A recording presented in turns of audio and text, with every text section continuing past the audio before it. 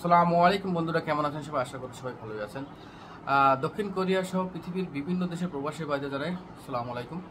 তো ভাই, এবার ঈদে এই প্রবাসীরা যখন বাংলাদেশে আসবেন, আসার সময় নিশ্চয়ই আপনার পরিবার আত্মীয় স্বজনের জন্য মোবাইল নিয়ে আসবেন। তো বর্তমানে এয়ারপোর্টে প্রচুর পরিমাণ এই মোবাইলের উপরে চেক হচ্ছে। খুব সিরিয়াসলি তারা দেখতেছে মোবাইলের বিষয়টা। তো আপনারা যারা আসবেন খুব সাবধানে, অতিরিক্ত ফোন না আনলেই ভালো।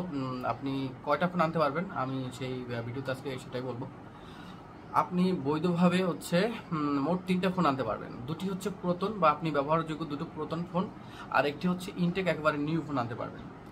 তো এখন অনেকে প্রশ্ন করে দেখেন, ভাই আমি যদি 4টা 5টা পুরাতন ফোন আনি সেক্ষেত্রে কি হবে? না ভাই, আপনি পুরাতন ফোন আনেন এবং নতুন ফোন যেটাই আনেন না কেন, আপনি 3টার অতিরিক্ত ফোন যদি নিয়ে আসেন তাহলে কিন্তু আপনার ওই ফোনের বাজার মূল্যের উপরে 15% ভ্যাট নির্ধারণ করা হবে, আপনার কাছ থেকে নেবে। এখন আবার অনেকেই প্রশ্ন করে দেখেন, ভাই আমি ধরেন হচ্ছে তাহলে 3টা যে ফোন আনতে পারবো, আমি কি 3টাকে নিউ ফোন নিয়ে আসবো?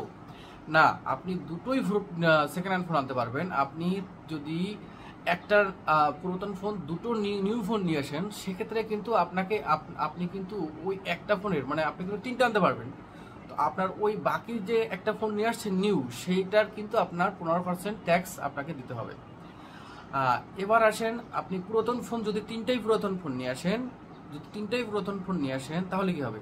আপনি যদি 3টা পুরাতন ফোন নিয়ে আসেন সেক্ষেত্রে আপনার কোনো ট্যাক্স দিতে হবে না। এবার যদি আপনি 4টা পুরাতন ফোন নিয়ে আসেন, কোনো নিউ ফোন আনলেন না, সেক্ষেত্রে আপনার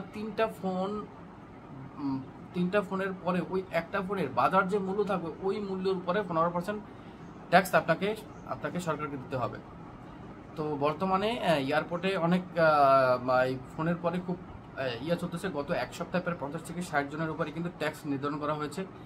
অনেকেই লাগে যে ফোন আনেন, এখনো আনতেছে, কিন্তু কপাল খারাপ যদি থাকে আপনি কিন্তু ধরা পড়তে পারেন। তো সবাই সাবধানে ফোন আনার চেষ্টা করবেন। তো সবাই ভালো থাকবেন। আল্লাহ হাফেজ, বিদায়, বাই বাই।